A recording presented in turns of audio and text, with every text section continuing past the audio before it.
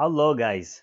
I hope you did got this working note number one, which is related for income and expenditure, for income and expenses that is to be posted to your income and expenditure account. Yes. Uh, I wish I would have been able to solve a couple of questions more with you, but it's a short video. Just खाली concepts हम लोग clear कर रहे हैं. So we'll take it the second working note. Without wasting time, let's get started. Working note number two. My working note number two is for assets.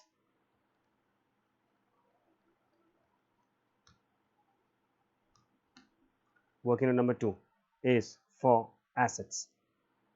The adjustment related to the assets. Now, we do purchase assets during the year. We use it, we charge depreciation on that, and in the meantime, at times we do sell the assets too. So it's a small example. You just have to answer me whether I have to add that asset or I have to subtract that asset, right? I'll try to the working note first, and then I'll try to explain you what it is. And also I'll be teaching you what is the accounting treatment for that asset, how to prepare the ledger. Okay, let's start. The very first thing, the tabular form, the working note number two. So you purchase any asset, right? You use it for the whole year. Next year you are going to use that same asset again, or else you are going to discard it, फेंक दोगे आप उसको, पागल है क्या? Next year भी use करेंगे हम लोग. So we'll be having assets from the last year. So I'll be having the opening balance of asset. This year production बढ़ गया. We required the need for the new asset. We require a new asset, so we purchase one. So if you are purchasing a new asset, कहने से आपका asset बढ़ जाएगा, plus करना पड़ेगा.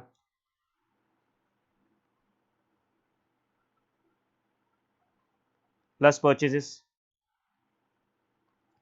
Whenever you will purchase any asset ना, so आपको payment करना पड़ेगा. Cash will go out. Payment side पे दिखेगा. We are making which account? Receipts and payment account. So इसका information I'll be getting it from receipts and payment account from the payment side. Clear? So इसका information मेरे को मिलेगा on the payment side. Opening balance plus purchases. I'll be having the assets available with me. This is the asset available with me. Now what happened during the year? During the year, one asset became obsolete. Obsolete मतलब outdated.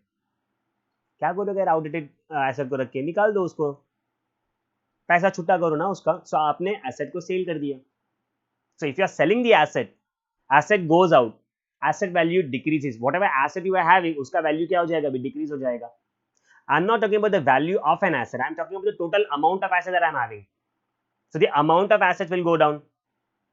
सो यहाँ पे if you are selling तो कहने से I have to subtract it, less sale, and bracket में मैं लिख रहा हूँ book value.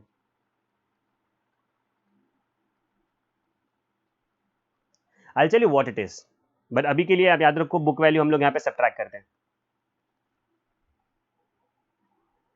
Opening balance asset था, मैंने कुछ परचेज कर लिया, मैंने कुछ सेल कर दिया. Now I'll be having this asset for the rest of my year. अभी साल खत्म हो गया, ईयर एंडेड. आपको तो पता ही है ना, ईयर एंड में हम लोग डेप्री चार्ज करते हैं,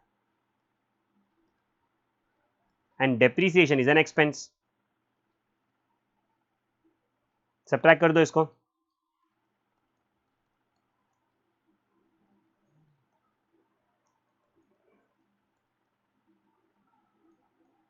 This is your closing balance of asset. Means you had this asset, you had an asset from the opening, from the last year. You purchase some asset, बढ़ गया. One asset you sold, कम हो गया. इसी asset पे डेप्री charge करना पड़ेगा, तो उसका एसेट का डेप्री चार्ज करोगे तो एसेट का वैल्यू फिर से कम हो जाएगा. So whatever is left out with you ना, that is your closing balance of asset. So that's my working note. This is my working note. ये बाय हार्ट हो गया मेरे को. एक बार लास्ट बार रिपीट करना चाहूंगा. Opening asset plus one asset purchase, asset का वैल्यू बढ़ गया. एक एसेट बेच दिया, माइनस सेल. जो भी एसेट बचेगा उस पर डेप्री चार्ज करूंगा मैं. डेप्री चार्ज करने के बाद I will get the closing balance. Perfect एकदम. आगे let me explain you why did I write book value over here.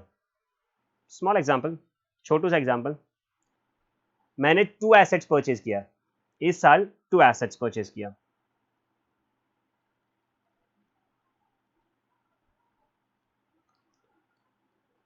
1 lakh rupees का, इसका भी कॉस्ट 1 लाख रुपीज है. ठीक है. आफ्टर 2 और 3 मंथ्स ये बहुत तकलीफ दे रहा था, मुझे नहीं अच्छा लगा, तो इन दोनों में से मैंने एक एसेट को सेल ऑफ कर दिया. कैन आई से this is my cost of an asset, this is my purchase price of an asset. मैंने क्या किया, इनलार्ज कर दूं मैं इसको.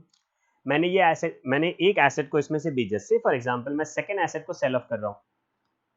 I am selling of this asset. So can I से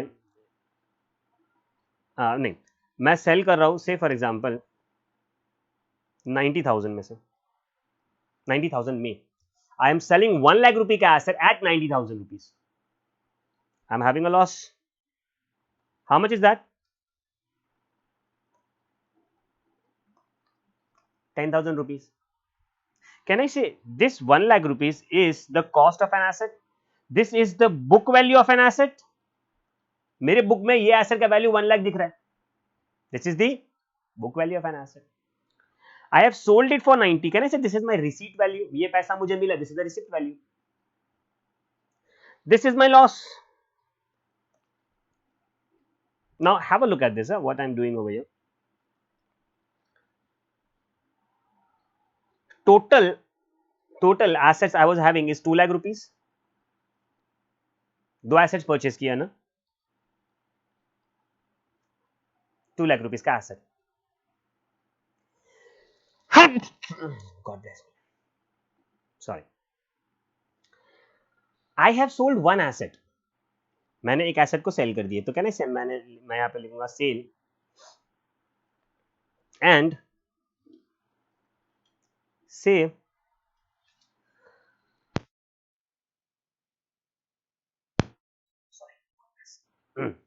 मैंने एक एसेट को सेल कर दिया and I am selling this one asset for 90. If I right 90,000, अगर मैं यहां पे 90,000 लिखता हूं, कैन आई से मुझे एसेट का वैल्यू, रिमेनिंग एसेट का वैल्यू मिलेगा 1,10,000 रुपीज.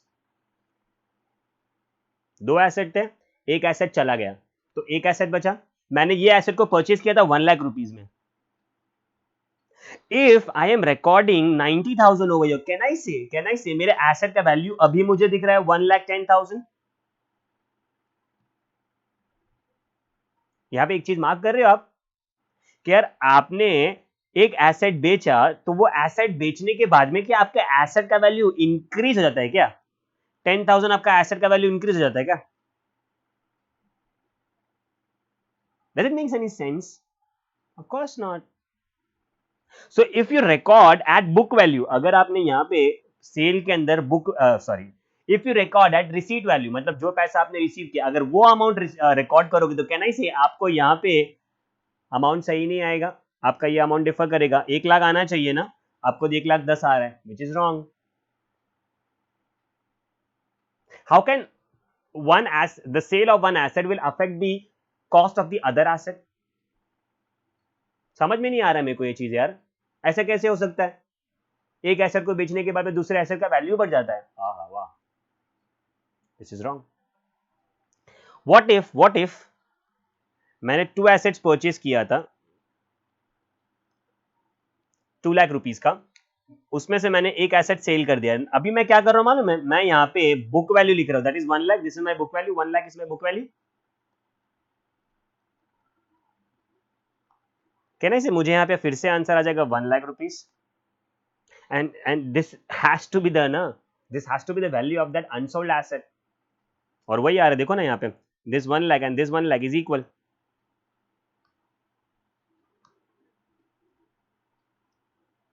ये 1 लाख और ये 1 लाख इक्वल हो रहा है.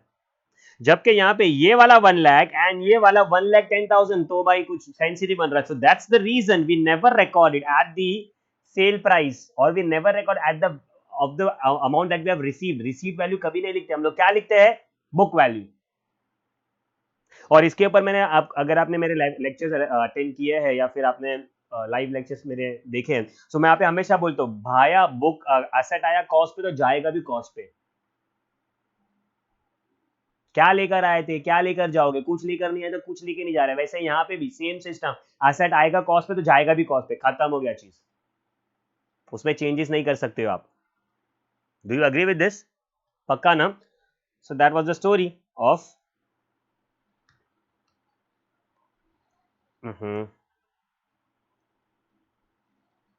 इसको हटा दूं मैं?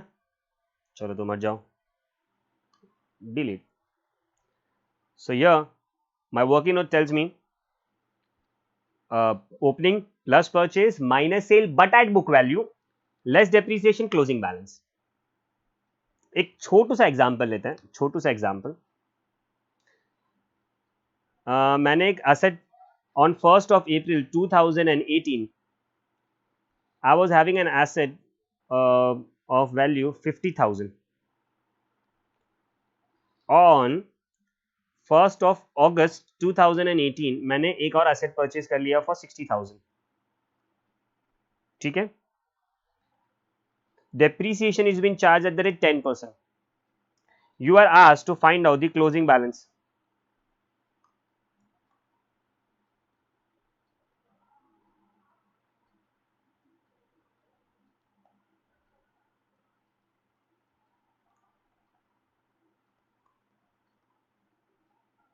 आपको ऐसे क्वेश्चन दिया है, कैसे करोगे आप?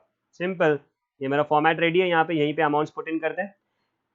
कहना ही से मेरे पास 50 का एसेट था, कहना ही से मेरे पास 60 का परचेस हो गया, तो और मैंने परचेस कभी किया on 1st of October, 1st of October, तो मैंने अक्टूबर से इस्तेमाल करना चालू किया। मैं अक्टूबर यहाँ पे लिख देता हूँ। सो अगर मैं अक्टूबर को परचेस कर रहा हूँ, I am using from October, तो मेरा डेप्रीसिएशन जो इस पे चार्ज होना चाहिए वो भी किस पे, कितने कितने महीने का चार्ज होना चाहिए? From October, that is October November December Jan Feb and March. October November December Jan Feb and March, 6 महीना हुआ ना। तो I will be charging depreciation on this asset for 6 months and this 50,000 I was having from the day 1। मतलब इसके पर डेप्री आएगा तो कितने महीने का आएगा? 12 months का। Where I am heading to, ये आएगा 1,10,000। मेरे पास में कोई सेल का इंफॉर्मेशन नहीं दिया, तो मेरे पास 1,10,000 आ जाएगा डेप्रीसिएशन। चलो 50,000 के ऊपर से डेप्रिसिएशन कितना बोला? 10%। 50,000 पे 10%, इज इट 5,000?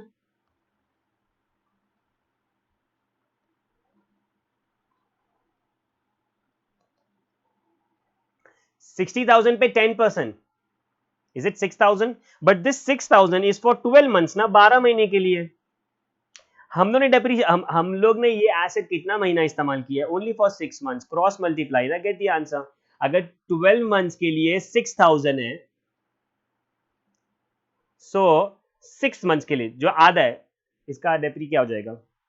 परफेक्ट है, 3,000।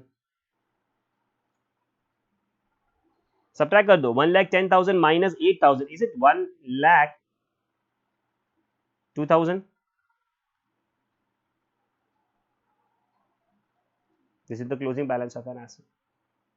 Do you agree with this? कितना अच्छा क्वेश्चन था ये, कितना मस्त क्वेश्चन था, मजा आ गया करने के लिए। यही क्वेश्चन रखते हैं, एक और क्वेश्चन आपको मैं करा दूं इसके ऊपर। मेरे को बहुत अच्छा लग रहा है, मजा आ रहा है मेरे को।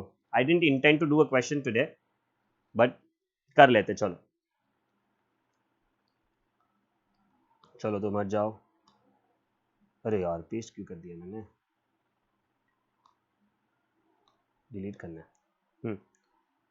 सेम एग्जांपल रखता हूं मैं, एंड यहां पे मैं ये बोलता हूं there is a sale of an asset. Sale मैंने कर दिया, सेल मैंने कर दिया 15,000 में, ठीक है, जिसका बुक वैल्यू था 10,000। सेम क्वेश्चन, सेल मैंने कितने का कर दिया? सेल मैंने कितने में कर दिया? 15,000 में, जिसका बुक वैल्यू था 10,000। Let's continue with the same example. इसको मिटा दूं मैं।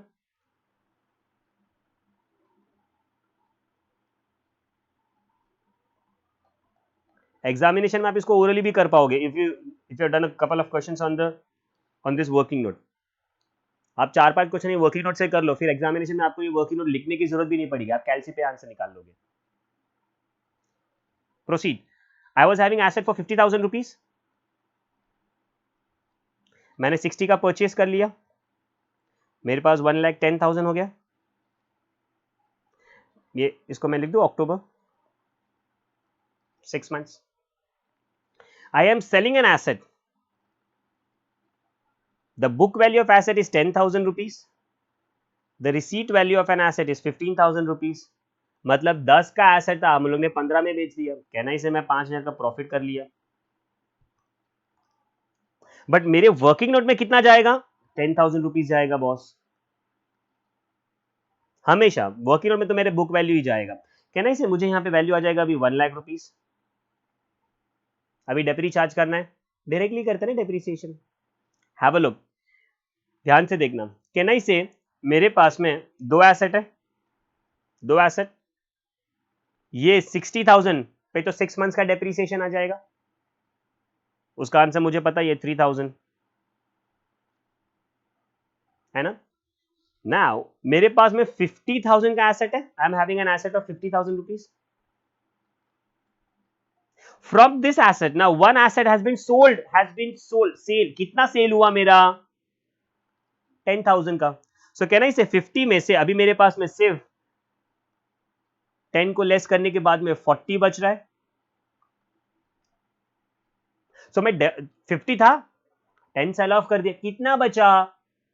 40। तो 40 में डेप्रीसिएशन आएगा ना पूरे साल का। चलो मेरे को हेल्प करो, 40,000 multiply by 10% multiply by 12/12, 12 months का है, तो यहाँ कहना है मुझे यहाँ पे आंसर भी 4,000 आ जाएगा। सो 1 लाख माइनस 7,093, तो यहाँ पे मुझे आंसर आ जाएगा 93,000। पक्का? Now the question that should arise is, sir ये जो 10,000 अपन ने सेल किया एसेट, इस पे डेप्रीसिएशन नहीं आएगा? आना चाहिए, but we don't know at what date we are selling this asset. So मैं ऐसे अज्यूम करता हूं, I have sold this asset at the beginning of the month, beginning of the year. तो अगर बिगिनिंग में ही बेच दिया तो इसको यूज ही नहीं किया तो डेप्रीसिएशन कैसे आएगा? आप ऐसा भी अज्यूम करते हो, आप कर सकते हो, मैंने सेल की एंडिंग के अंदर, फिर आपको इसके ऊपर भी डेप्रीसिएशन चार्ज करना पड़ेगा यार। क्यों ऐसा? क्यों अपना काम बढ़ा रहे हो? ये रखो ना, बिगिनिंग रखो ना, ये अच्छा है। एंड अपना इंस्टीट्यूट भी यही फॉलो करता है, until and unless the date has been specified, आप उसको कंसिडर नहीं करेंगे, because at the end of the year आप डेप्रीसिएशन चार्ज करो जितना value of asset you have it right now. Perfect है, सी इतना सिंपल है ये। जैसे आप इसके 5-6 क्वेश्चंस कर लेंगे ना, तो आपको ये क्वेश्चंस कैलसी पे कर पाओगे। ऑल्सो इफ यू वांट कि इसके थोड़े बहुत बेसिक क्वेश्चन जो मैंने बना के रखे हैं मेरे दो नोट्स के अंदर है, if you want that questions you know where to find me. कभी कभी शायद मैं फ़ोन पिकअप नहीं करता, व्हाट्सएप पे थोड़ा लेट रिप्लाई हो जाता है मेरा, because of lectures and all. So just have patience, मैं आपको जैसे मैं देखूंगा आपको मैं रिवर्ट कर दूंगा। एंड इफ अगर मैं रिवर्ट नहीं कर पाता हूँ, ये मेरा वेबसाइट है, आप वहाँ पे जाके भी अपना जो भी क्वेरी है या डाउट्स यहाँ पे पोस्ट कर सकते हो। I will definitely help you out with. And if you want to study this chapter, ये चैप्टर आपको पढ़ना है मेरे साथ में, या CS फाउंडेशन का आपको मुझे क्रैश कोर्स करना है, तो you know where to find me and we can get started.